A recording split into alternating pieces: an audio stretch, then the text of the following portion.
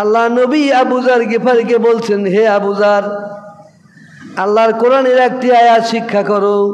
যদি একটি আয়াত শিক্ষা করতে পারো 100 নফল নামাজের চাইতে বেশি সওয়াব হবে।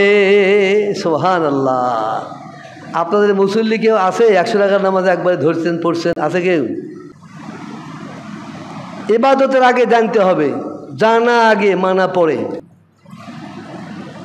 বা কাসিরুল আমালে বান জাহালে কালিল, সারা রাত নামাজ পড়লো জাহালত নিয়ে, মূর্খতা নিয়ে, এলেম শূন্য অবস্থায়, তার সব হবে সামান্য।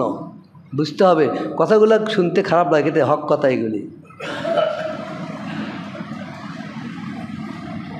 আল্লাহ নবী বলতেন, আবু যার, তুমি যদি কোরআনের একটি আয়াত শিক্ষা করতে পারো 100 রাকাত নফল নামাজের চাইতে বেশি সওয়াব তার আমলনামায় যোগ হয়ে যাবে।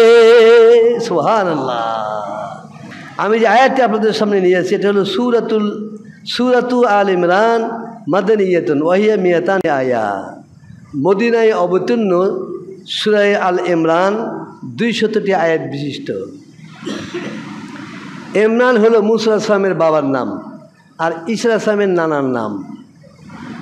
অথচ এই দুই ইমরানের পরিবার এখানে বলা হচ্ছে ইমরান ফ্যামিলি, আল ইমরান। কোন ইমরানের পক্ষে এখানে বলা হয়েছে প্রশ্নখানে লেখা নাই, কিন্তু তাফসিরে আমি পড়েছি এটা আল ইমরান বলতে মরিয়ম আলাইহিস সালামের বাবা ঈসা আলাইহিস সালামের নানাকে ধরে নেওয়া হয়েছে। কেননা ঈসা আলাইহিস সালামের নানা বাইতুল মুকাদ্দাস মসজিদের ইমাম ছিলেন। সুবহানাল্লাহ বলেন।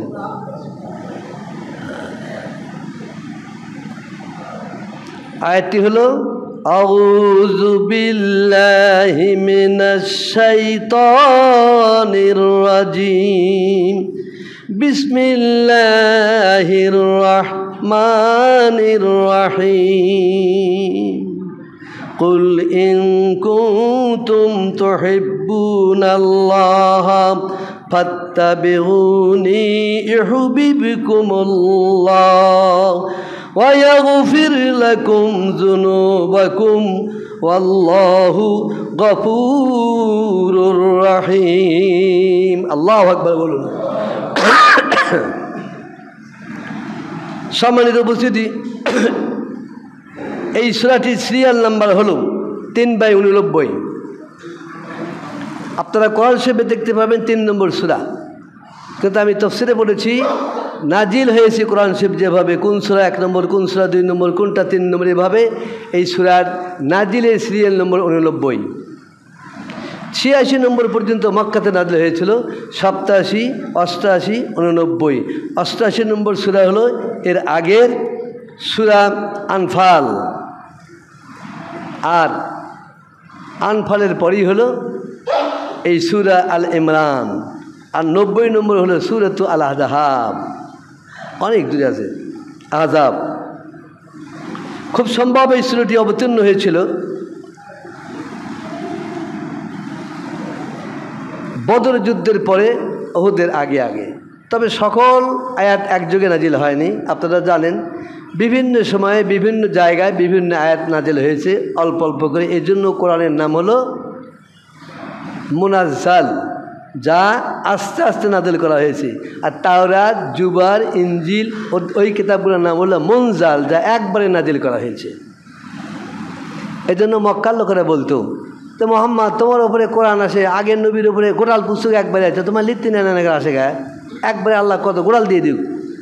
আল্লাহ বললেন আমি এই জন্যই অল্প অল্প করে দিই, তোমার অন্তরের ভিতরে ধারণ ক্ষমতার জন্য সৃষ্টি হয়। সুবহানাল্লাহ বলুন। একবারে গোড়াল পুস্তক দিলে তাহলে তো মানুষ অত বুঝতে পারবে না। যখন যেটা প্রয়োজন সেভাবে দেওয়া হয়েছে। এই জন্য কোরআনের অরিজিনাল নাম হলো আল মুনাজ্জাল, যা নাজিল করা হয়েছে ধীরে ধীরে। আর অন্যান্য কিতাবের নাম হলো মুনজাল। কোরআনকে ইনজাল বলা যায়, কি বলা হয়, যাই হোক, যেহেতু কোরআনে একবারে ওই লৌহে মাহফুজ থেকে দুনিয়ার আসমানে বাইতুল ইজ্জতে একবারই যাচ্ছে, এই জন্য এই সেন্সে কোরআনকে মুনজালও বলা যায়। আবার নবীর উপরে ধীরে ধীরে নাজিল হয়েছে, এই জন্য মুনাজ্জাল বলতে হয়। সম্মানিত উপস্থিতি, কোরআনের বিভিন্ন সূরা নাজিলের কারণ কি, তাকে বলা হয় আসবাবুন নুজুল। অবতীর্ণের কারণ কেন নাযিল করা হয়েছে। এজন্য আমি বলি, যারা তাফসীর জানে না এরা কোরআনের অর্থ করতে ভুল করবে। এটি বলা হচ্ছে কি, যে তোমরা যদি, হে নবী আপনি বলুন, তোমরা যদি আল্লাহর মহব্বত পেতে চাও তাহলে আমাকে অনুসরণ করো, তাহলে আল্লাহ তোমাদের ভালোবাসবেন আর তোমাদের সকল গুনাহ মাফ করে দেবেন, নিশ্চয় আল্লাহ গফুরুর রহিম। এই হলো সরল অর্থ। আর যখন তাফসীর শুনবেন তখন ভালো বুঝতে পারবেন কেন বলা হয়েছে, কী জন্য বলা হয়েছে, এর অর্থ কী। প্রখ্যাত মুহাদ্দিস ইবনে মুনজার তিনি হাসান থেকে বর্ণিত একটি তথ্য দিয়েছেন। তিনি বলেন যে হাসান বলতেন, আকওয়ামু আলা আহাদি নবিয়িনা সাল্লাল্লাহু আলাইহি সাল্লাম আল্লাহ ইয়া মুহাম্মদ ইন্না লা নুহিব্বু রাব্বানা ফাআনজালাল্লাহু কুল ইন কুনতুম তুহিব্বুনাল্লাহ। প্রখ্যাত মুফাসসির এবং মুহাদ্দিস ইবনে মুনজার থেকে আল্লামা সুয়ুতী হাদিসটি তথ্যটি সংগ্রহ করেছেন। সুয়ুতী হলেন মিশরের একজন প্রখ্যাত ইসলামী আলেম। আমাকে দেশে যেরকম লেখাপড়া শিখু আর না শিখু, ইসলামী চিন্তাবিদ, পড়াই হলে কেজি 3 পর্যন্ত খুঁজতে তার প্রিন্সিপাল। আমি তোমরা বোকা নাকি? বাংলাদেশের আইনে বলা আছে কমপক্ষে ইন্টারমিডিয়েট ক্লাস করলে তখন সেই প্রতিষ্ঠানে হেরের নাম হয় প্রিন্সিপাল, আর তোমরা 3 পর্যন্ত খুঁজছো প্রিন্সিপাল। পরে হইবে, তখন পরে হবি তখন নাম দিও প্রিন্সিপাল। তোমার তো প্রিন্সিপাল মতো পড়ানোর যোগ্যতা নাই, কিসের প্রিন্সিপাল তুমি? এদেশের মানুষ কোনো নিয়মও জানে না। 3, 4, 6, 7 বলে পরিচালক বলতে পারে, প্রধান শিক্ষক বলতে পারে। স্কুলের মাস্টারকে বলা হয় হেডমাস্টার, সে কখনো প্রিন্সিপাল নয়, সুপারিনটেন্ডেন্ট নয়। দাখিল মাদ্রাসার প্রধানকে বলা হয় সুপারিনটেন্ডেন্ট, তত্ত্বাবধায়ক। আলিম মাদ্রাসার প্রধানকে, ইন্টারমিডিয়েট কলেজের প্রধানকে বলা হয় প্রিন্সিপাল। যা দেখেন দলশীতলা স্কুল কত হসে, নামের শেষ না, উইজডাম। ছাত্র ভর্তি হচ্ছে 2, 3, 4 পর্যন্ত, প্রিন্সিপাল বসে আছে আজদাহা একজন। ছাত্রও নাই, স্কুলে ক্লাসও নাই, প্রিন্সিপাল। উনি হলেন আল্লামা সুয়ুতী রহমতুল্লাহ আলাইহি, তাফসিরে জালালাইন যিনি লেখক। আমাদের দেশে ফাজিল ডিগ্রি ক্লাসে পড়ানো হয় তাফসিরে জালালাইন। উনি বলতেছেন যে হাসান থেকে বর্ণিত, তিনি বলেন রাসূল সাল্লাল্লাহু আলাইহি ওয়াসাল্লামের যুগে একদল মানুষ যে বলল, আল্লাহর কসম হে মুহাম্মদ, নিশ্চয় আমরা আমাদের রবকে ভালোবাসি। 2 নম্বর, তাফসিরে আরও বলা আছে যে কিছু কিছু লোক আল্লাহর নবীকে এসে বলতো, মা না'বুদুল আসনাম ইল্লা হুব্বান লিল্লাহি লিয়ুকাররিবুনা ইলাইহি। আমরা যে প্রতিমা পূজা করি আর তুমি মুহাম্মদ যে প্রতিমার বিরুদ্ধে কথা বলো, আমরা তো এই প্রতিমা অন্য কোনো কারণে পূজা করি না। আমরা এই জন্যই এই প্রতিমাকে পূজা করি যে এই প্রতিমা আমাদের আল্লাহ পর্যন্ত পৌঁছে দেবে। লিয়ুকাররিবুনা ইলাল্লাহ, আমরা যেন আল্লাহ পর্যন্ত পৌঁছতে পারি, এই জন্য আমরা দেবতার কাছে ধর্ণা দেই। তাদের চিন্তা ছিল দেবতা কিছু বললে, দেবতা গেলে ওরাই খ্যাত দেবান আছে, ওপরে কাদো দিয়ে ল্যাপ দিয়ে সোনার গয়না দিয়ে পরে দিয়েছে, এটা হলো দেবতা। এই দেবতা বলবি তবে করে আল্লাহর কাছে যাবি। কত ভ্রান্ত ধারণা। 3 নম্বর, ওয়াকিলা সাবাবু নুজুলিহা কাউলুল ইয়াহুদ ওয়ান নাসারা নাহনু আবনাউল্লাহ ওয়া হিব্বাউল্লাহ। ইহুদি এবং খ্রিস্টান তারা বলতো যে নাহানু আহাব্বাউল্লাহ আবনাউল্লাহ, আমরা আল্লাহর পুত্রের বংশধর। নাউযুবিল্লাহি মিন যালিক। আল্লাহর কোনো পুত্র আছে? নাই। কিন্তু ইহুদিরা মনে করে ওজায়ের আল্লাহর পুত্র, খ্রিস্টানরা মনে করে মরিয়মের পুত্র ঈসা আল্লাহর পুত্র। নাউযুবিল্লাহি মিন যালিক। তারা যে মুশরিক, আল্লাহর জাতের সঙ্গে অস্তিত্বের সঙ্গে শিরিক করে, কাট্টা মুশরিক, কাট্টা কাফের, বেঈমান। এদের কোনো ভালো কাজে সব পরকালে হবে না। তবে একটা তথ্য আছে যে এদের ভালো কাজের জন্য পরকালে জাহান্নামের আযাব কিছু কম হতে পারে, মাফ হবে না, কিছু কম হতে পারে। ইহুদি খ্রিস্টান তারা বলতো যে আমরাও আল্লাহকে ভালোবাসি, খালি মোহাম্মদ একলা আল্লাহকে ভালোবাসে?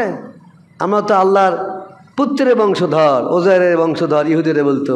আর আমরা ঈসা নবীর বংশধর। বংশধর হলে গেলে হবি সৈয়দ বংশের লোক, চোরের মোতা, তাহলে হবি আল্লাহ আল্লাহ বেটা, নাম হলো শয়তানের চালা, তাহলে হবি ডিসির বেটা। যদি ডিসি হয় তাহলে লেখাপড়া করা লাগবে না, আগে লেখাপড়া করতে হবে, বিসিএস ক্যাডার হতে হবে, তারপরে মাস্টার হতে হবে, তারপরে এসএলএন, তারপরে ইউনো, তারপরে এডিসি, আগে হয় এডুকেশন, তারপরে হয় জেনারেল, তারপরে হয় এডিএম বা ডিসি।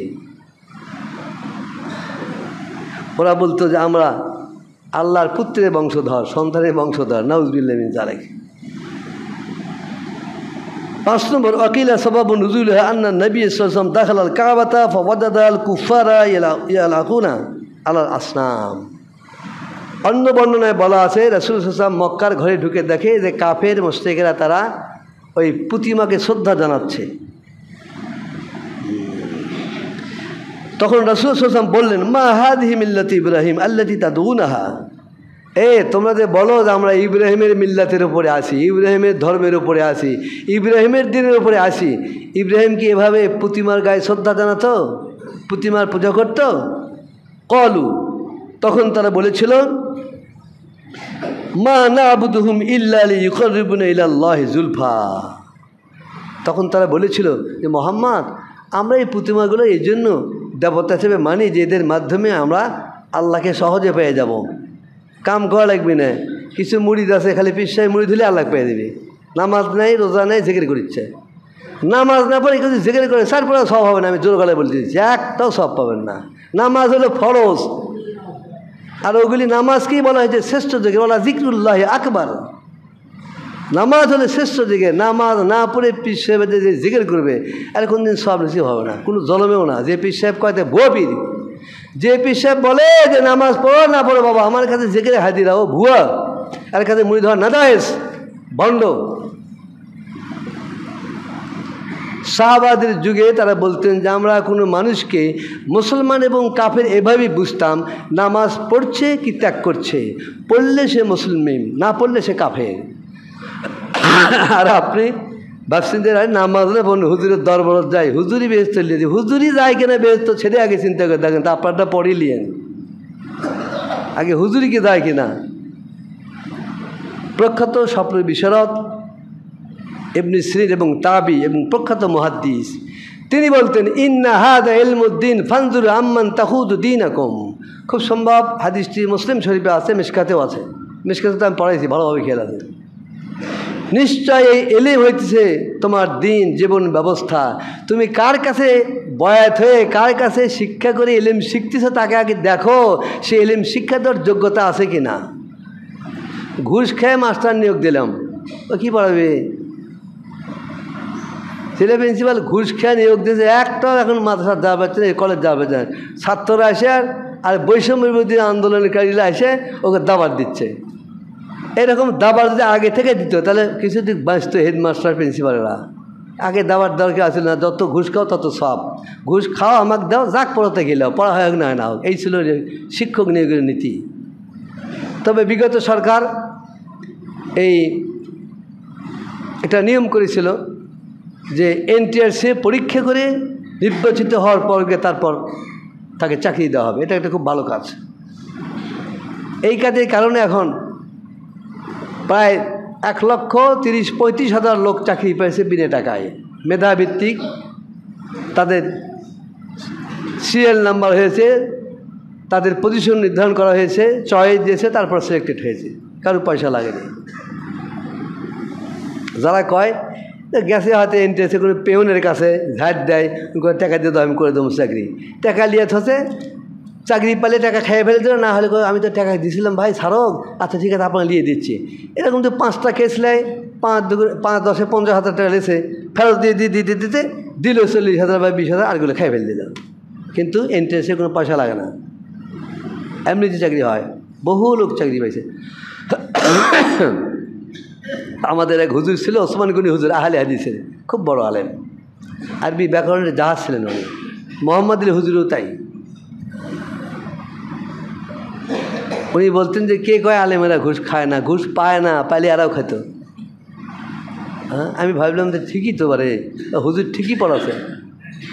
আমার ছাত্র, আমি রিটায়ার করি 3 তলা দান গোছে জায়গা কিনে নন্দীগ্রাম, আর আমরা প্রিন্সিপাল, ওর কত গুণ বেশি বেতন পাই আমরা, অথচ আমরা জায়গায় কিনে দিয়ে সাহস পাইনি। আমার ছেলেকে বাবা কতদিন জায়গা কিনে, বাবা তোক দিয়ে থাকিতে হবি ইনশাল্লাহ। কেমনি পায়? হালাল টাকাতে পায় না, রাতে 8 বছর 5 বছর 7 বছর 7,500 কোটি টাকা পায়, করছে পায়, চুরি করা লাগে না, মানে খাওয়া লাগে। হালাল উপায় এত কামাই করা তো সহজ না, অনেক দেরি আছে। আমার ভাইয়ের, আমার বন্ধুরা, আল্লাহ তখন জানিয়ে দিয়ে দিলেন, জিবরিলকে বললেন মক্কা মদিনার লোকেরা বলছে, ইহুদি খ্রিস্টান বলছে, মূর্খরা বলছে, কাফেররা বলছে, মুশরিকরা বলছে আমরা আল্লাহকে ভালোবাসি। আমার নবীকে বলে দেওয়া হলো, আপনি বলে দিয়ে দেন যারা আল্লাহকে ভালোবাসতে চায় তারা নবী মুহাম্মাদের অনুসরণ করে।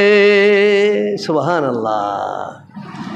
দেখবেন, আমি কিন্তু পীর সাহেব মুরিদ, দেখবেন আমাদের দেশে 90 জন পীরের মধ্যে 85 জন পীর সাহেব কবি আল্লাহকে ভালোবাসে, নবীকে ভালোবাসো। বউ কথা, এটা হাদিসের, এটা কোরআন শরীফে আয়াতে লেখা নাই। এই আয়াত পড়ছে, কুলিন কুনতুম তুহিব্বুনা আল্লাহ ফাত্তাবিউনি, আল্লাহ যদি ভালোবাসা চাও নবীকে ভালোবাসো না। এখানে বলা হয়েছে আল্লাহ যদি ভালোবাসা চাও নবীর অনুসরণ করো, নবীর আদর্শ মেনে নাও। নবীর আদর্শ বাদ দিয়ে কেউ যদি নবীর ভালোবাসার দাবি করে সে মিথ্যু, ওয়া কাযযাব, তাফসীরে লেখা আছে। যে ব্যক্তি আল্লাহকে ভালোবাসে নবীর আদর্শকে ত্যাগ করে সে মিথ্যু, ওয়া কাযযাব, এই শব্দই লেখা আছে। আনছি, আমি লিখে নিয়েছি কোন পুস্তকে কত নম্বর লাইনে বা কত নম্বর টিকায় আমার সব মেমোরিতে আছে, এখানেও লিখে আনছি। সম্মানিত উপস্থিতি, ভালোবাসা বলা হয় মাইলুন নাফসি ইলা শাই, কোনো কিছুর দিকে মন আকৃষ্ট হওয়াকে বলা হয় ভালোবাসা, হোক লাভ ইত্যাদি, তা যেতেই হোক না কেন। তাহলে আল্লাহকে ভালোবাসা কি, আর আল্লাহ আমাদের কীভাবে ভালোবাসেন তাফসীরে লেখা আছে। আমি তো এরকম গান গেলাম, আমি তোমায় ভালোবাসি, আমি তোমায় ভালোবাসি, আমি বলছি বাপ এই আমাকে ভালোবাসে। আল্লাহ তো এরকম গান কবি না যে আমি তোমায় ভালোবাসি, তাই কবি কি না। আল্লাহর ভালোবাসা মানুষের ভালোবাসার মতো নয়।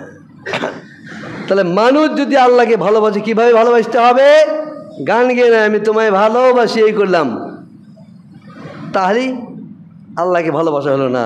তাফসীরে আছে বান্দার জন্য আল্লাহকে ভালোবাসার অর্থ হলো যে বান্দা বেঈসারি তাআতিহি আলা গায়রি যালিক, খোদা বিমুখ পরিহার করে আল্লাহর এতাতের নিদর্শন প্রকাশ করবে, সেই বান্দা আল্লাহকে ভালোবাসছে। সুবহানাল্লাহ বলুন। আল্লাহর এতাত মানে আনুগত্য, আল্লাহর কাছে সারেন্ডার হওয়া, আল্লাহর বিধানের কাছে নতমুখী হওয়া, আল্লাহর কথার কাছে নিজেকে সারেন্ডার করে দিয়ে তা মেনে নেওয়া, এটাই হলো আল্লাহর মহব্বত বান্দার জন্য। বান্দা আল্লাহ তোমাকে ভালোবাসি, আল্লাহ আমি তোমাকে ভালোবাসি এই কথা বললে হবে না। কী দিয়ে ভালোবাসতে হবে, বেঈসারি তাআতিহি, ইশার মানে হলো আসার, নিদর্শন, চিহ্ন, প্রতীক, সিগন্যাল। এমন কাজ করবে বান্দা যে কাজ প্রমাণ করে যে লোকটা আল্লাহকে ভালোবাসে, সেটা হলো আল্লাহকে ভালোবাসার পরিচয়, যার মাধ্যমে আল্লাহর ইতাআত করা হয়, আনুগত্য প্রকাশ করা হয়, মেনে নেওয়া হয়, স্বীকার করা হয়। কেউ যদি খালি স্বীকার করে মানে না, সে মুমিন হবে না। এই জন্য আল্লাহ বলছেন তোমরা খালি বলো না আমরা আল্লাহকে বিশ্বাস করি, বরং বলো আমান্না ওয়া সাল্লাম না, আমরা বিশ্বাস করলাম এবং মেনে নিলাম। আল্লাহকে বিশ্বাস তো হিন্দুরাও করে, আমার কাছে বহু হিন্দু মেয়েরা আছে। আমি বাবা কী কও, আমার ছেলেখানে ফুটিয়ে দেন, বলছি কী হবে যদি উপরওয়ালা ভালো করে, ও তাহলে আল্লাহকে বিশ্বাস করছে না, আল্লাহকে বিশ্বাস করে। এই বিশ্বাসের কোনো লাভ হবে না। আল্লাহকে বিশ্বাস করে কেউ শিরিকি করলে সে কাফের, কুফরি করলে সে কাফের। কেউ যদি শিরিক যে কোনো প্রকারে করে সে মুশরিক, সে কখনো মুমিন নয়। যদিও সে ধারণা করে I am Muslim, I am মুমিন, নট মুমিন, ইউ আর কাফের, সে কাফের, অস্বীকারী আল্লাহকে। আল্লাহকে বিশ্বাস করলে তা মেনে নিতে হবে এবং ইয়াকিন রাখতে হবে। বিশ্বাস সহ মেনে নেওয়ার নাম হলো ঈমান। আল্লাহ তাহলে বান্দাকে কী দিয়ে মহব্বত করবে? কোনো বান্দা যদি আল্লাহর ইতাআত করে, আল্লাহর আনুগত্যশীল প্রকাশ করে, আল্লাহর হুকুম মেনে চলে, তাহলে আল্লাহ তাকে ভালোবাসবেন। আল্লাহর ভালোবাসা কি? আল্লাহর ভালোবাসা দুটি বিষয়। এক নম্বর হলো মুহাব্বতুল্লাহি লিল আবদে আন ইয়ারদা আনহু। এক নম্বর হলো আল্লাহর আনুগত্যশীল বান্দার প্রতি আল্লাহ তার প্রতি সন্তুষ্ট হয়ে যায়, খুশি হয়ে যান, এই জন্য আল্লাহর ভালোবাসা এটা। দুই নম্বর ইউহিব্বুকুমুল্লাহু বিমান আন্না ইউসিবাকুম। আল্লাহ বান্দাকে ভালোবাসে তার দ্বিতীয় অর্থ হলো যে আল্লাহ আনুগত্য দেখে আল্লাহ তাকে সওয়াব দিয়ে পুরস্কৃত করেন। সুবহানাল্লাহি বিহামদিহি। সওয়াব হলো কি? সওয়াব হলো দুনিয়ার যেরকম টাকা ছাড়া কুটি যাওয়া যায় না। একটা বাইর থেকে বাড়ান, পলিথিন নিয়ে 450 টাকা ভরে চলে আসবেন, পলিথিন অর্ধেক খালি আছে, কি লাগে? টাকা। পরকালে এরকম সওয়াব ছাড়া কোনো মূল্য নেই। পরকালীন মুদ্রার নাম টাকা, আর এই দুনিয়ার সওয়াব আর দুনিয়ার মুদ্রার নাম হলো টাকা, রিয়াল, ডলার, পাউন্ড ইত্যাদি। পরকালে আর কোনো মুদ্রা থাকবে না, একটাই মুদ্রা, সেটা হলো সওয়াব। আল্লাহর পক্ষের থেকে আপনার জন্য কি যা পুরস্কার ঘোষিত হয়েছে আপনার আমুলনামাতে, এটাই হলো সওয়াব। তাহলে আল্লাহ কোনো বান্দাকে ভালোবাসে, তার অর্থ হলো, আল্লাহকে ভালোবাসার অর্থ এইটাই যে আল্লাহ তার প্রতি সন্তুষ্ট হয়ে যাবেন। আর 2 নম্বর, আল্লাহ তাকে সওয়াব দিয়ে আল্লাহর ভালোবাসা প্রকাশ করবেন। সম্মানিত উপস্থিতি, তাফসীরে আসছে ইন্নাহুম ইউহিব্বুনাল্লাহ ফাআরাদা আন ইয়াজআলাল কাওলুহুম তাসদীকা। যে ব্যক্তি আল্লাহকে ভালোবাসার দাবিদার, সে যেন আল্লাহর ইতাআত করে, আল্লাহর হুকুম মানে, আল্লাহর ফরমাবরদার হয়ে সত্যতা প্রতিপন্ন করে। ফামান আদা মুহাব্বাতাহু ওয়া খালাফা সুন্নাতু রাসূলি ফাহুয়া কাযযাব। আর যে ব্যক্তি আল্লাহর ভালোবাসার দাবি করে কিন্তু রাসূলের সুন্নতকে অবজ্ঞা করে, অমান্য করে, রাসূলের আদর্শকে ঘৃণা করে, অহুয়া কাযযাব, সে মিথ্যাবাদী, সে আল্লাহকেও বিশ্বাস করিল না, সে আল্লাহকেও মেনে নিল না। সম্মানিত বলছি, আল্লাহ রাসূলের ভালোবাসা আলাদা বিষয়। মানুষে যেভাবে ভালোবাসে, এভাবে আল্লাহর বান্দাদের ভালোবাসে না। আল্লাহর এবং আল্লাহ রাসূলের ভালোবাসার একটা দৃষ্টান্ত আপনি শুনুন। ইমাম তাবারানী কিতাবে হাদিসটি উল্লেখ করেছেন। আব্দুল্লাহ ইবনে ওমর থেকে হাদিসটি বর্ণিত। আব্দুল্লাহ ইবনে ওমর খলিফার পুত্র, যিনি প্রখ্যাত মুহাদ্দিস এবং মুফাসসির, ইসলামিক সেই সময় ব্যারিস্টার। ইমাম তাবরানী এই সূত্রে হাদিসটি বর্ণনা করেছেন। হযরত আব্দুল্লাহ ইবনে ওমর বলেন, একদা এক সময় হাবশী কালো ব্যক্তি আল্লাহর নবীর কাছে আসলো। আল্লাহর নবী বললেন, তুমি যদি কিছু প্রশ্ন করতে চাও তাহলে করতে পারো। হাবশী কালো ব্যক্তিটি নবীর কাছে বললেন, ইয়া রাসূলুল্লাহ, আল্লাহ আপনাকে নবুয়ত দান করে, সালাত দান করে, আকৃতি সুন্দর করে দিয়ে, ইসলাম দান করে যথেষ্ট মর্যাদা দিয়েছেন। সকল মানুষের ভিতরে আপনি শ্রেষ্ঠ মানুষ। আমি আপনার কাছে একটি জিজ্ঞাসা করতে চাই, আপনি যাকে বিশ্বাস করেন আমি যদি তাকে বিশ্বাস করি, আপনি যেগুলি আমল করেন আমি সেইগুলি আমল যদি করি, তাহলে আমি কি আপনার সঙ্গে জান্নাতে যেতে পারবো? আল্লাহ নবী বললেন, হ্যাঁ, অবশ্যই যেতে পারবে। সুবহানাল্লাহ। হাবশী মানুষরা কালো হয়, দেখেন না, যারা সৌদিতে গেছেন সেই মতো কালো, ওরকে কাপড় চোপড় অত্যাচার খাবছ। এই কালো মানুষ না কমলা কালার, কি ভালো দেখে না ফ্যান না, ওই একে চগড়া বগড়ি ফিন্দে যাচ্ছে ভূতের মতো, কি যেন ওই ধরনের ওদের অভ্যেস। শক্তি আছে খুব, এরকম করে বাম বগল না ডান বগল ধরে আছে কাবা ঘরের ওই হেজরা আসাদের ওপরে বউ বা বিটিয়ে দিক দিয়ে যাচ্ছে, ও বগলের তোলে আপনি 10 জন বাঙালি বগলটা আনতে পারবেন না, হাত খালি বাজে দিয়েছে এরকম করে, ই আল্লাহ খুদ্দম, ই আল্লাহ, মানে যাও আগে দাও, আগে দাও। যে কটা ওদের ছেলে মেয়ে আর আছে, ওরা যাওয়ার পরে হাত নামালে গিয়ে বাঙালি খাওয়া, এছাড়া খাওয়া নেই। সেই মতো জোয়ান এক একজন। তো হাবশী লোকটি কালো ছিল। আল্লাহ নবীর কাছে সে বলছি, ইয়া রাসূলুল্লাহ, আপনি যাকে বিশ্বাস করেন আমি তাকে বিশ্বাস করি, আপনি যে আমল করেন আমি যে সে আমল করি, আমি কি আপনার সঙ্গে জান্নাতে যেতে পারবো? আল্লাহ নবী বললেন, হ্যাঁ, তুমি যদি এইগুলি মেনে নাও তাহলে অবশ্যই তুমি জান্নাত পাবে। জান্নাতের ভেতরে কালো মানুষ যারা থাকবে, কালো মানুষকে কিয়ামতের দিনে জান্নাতের ভেতরে 1000 বছর দূরের থেকে তাদের সৌন্দর্য দেখা যাবে। সুবহানাল্লাহ। অথচ হাদিস সাথে কোনো কালো মানুষ জান্নাতে যাবে না, কালো মানুষ জান্নাতে যাবে না, সব ফর্সা হয়ে যাবে। আর সব পুরুষ এবং মহিলা হবে 30 থেকে 33 বছর। একদিন বলে দিয়েছি, 33 বছর পুরুষ হবে, উরবান আতরাবা, সূরা ওয়াকিয়ার ভেতরে আছে, ইন্না আনশানাহুন্না ইনশা। আমি জান্নাতি রমণীদের অত্যন্ত আকর্ষণীয় দৃষ্টিকোণ করে সৃষ্টি করেছি বিশেষ আকৃতিতে। ইন্না আনশানাহুন্না ইনশা ফাজআলনাহুন্না আবকারা, তারা চিরকুমারী। উরবান আতরাবা, তারা জান্নাতি পুরুষদের সমবয়স্কা। এটা কোরআনের আয়াত। আর হাদিসে আছে, এদের তাফসীরে বহু হাদিসে পড়েছে, সেখানে লেখা আছে জান্নাতের পুরুষ এবং মেয়ে সকলের বয়স হবে 33 বছর। এজন্য যে 33 বছর একজন মানুষের পূর্ণ জোয়ানি পিরিয়ডে পৌঁছে, আর 40 বছরের পরের দিন থেকে তার জোয়ানি যুবকী অবস্থা হ্রাস পাতে থাকে। আল্লাহ নবী বলতেছেন, হে আমার প্রশ্নকারী ব্যক্তি, শুনে রাখো, তুমি যদি আমার বিশ্বাসের মতো আল্লাহকে বিশ্বাস করো আর যদি নেক আমলগুলো করতে থাকো, তাহলে তুমিও আমার সঙ্গে জান্নাতে যাবে। লোকটি বলল, ইয়া রাসূলুল্লাহ, হে ইয়া নবী আল্লাহ, আপনাকে গিয়ে কি আমি জান্নাতের ভেতরে দেখতে পাবো? আল্লাহ নবী বলেন, হ্যাঁ, তুমি আমাকেও দেখতে পাবে, জান্নাতবাসীরা আল্লাহকেও দেখতে পাবে। জান্নাতবাসীদের জন্য এত নিয়ামত সেখানে রাখা হয়েছে, মানুষ কোনোদিন চোখে দেখেনি, অন্তরে ভাবেনি এবং কল্পনাও করতে পারেনি। আল্লাহ নবীর কথা শুনে সাহাবারা কান্নায় অস্থির হয়ে গেল। আল্লাহ নবীর সাহাবী হযরত আব্দুল্লাহ ইবনে ওমর বলেন, তিনি কাঁদতে কাঁদতে কিছুক্ষণের মধ্যে পড়ে গেলেন এবং দুনিয়ার থেকে বিদায় নিয়ে চলে গেলেন। সুবহানাল্লাহি বিহামদিহি সুবহানাল্লাহিল আযীম। আল্লাহ নবী বললেন, জান্নাতের অতি আগ্রহী তোমার এই ভাইকে জীবন কেড়ে নিয়েছে। তার মানে আল্লাহ নবীর থেকে এগুলি শোনার পরে সে জান্নাতের জন্য এত ব্যাকুল হয়ে গেছেন যে কাঁদতে কাঁদতে তার জীবন পর্যন্ত চলে গেল। আব্দুল্লাহ ইবনে ওমর বলে, আমি নিজে চোখে দেখেছি আল্লাহ নবী এই সাহাবী জানাজার নামাজ পড়ে নিজে হাতে কবরের ভেতরে রেখে দিয়ে দিলেন। সুবহানাল্লাহ। তার ইবাদত বন্দেগী তা আমি জানি না, এটা হাদিসে তাফসীরে পড়েছি, আর এই জন্য আপনাদের বললাম। সম্মানিত উপস্থিতি,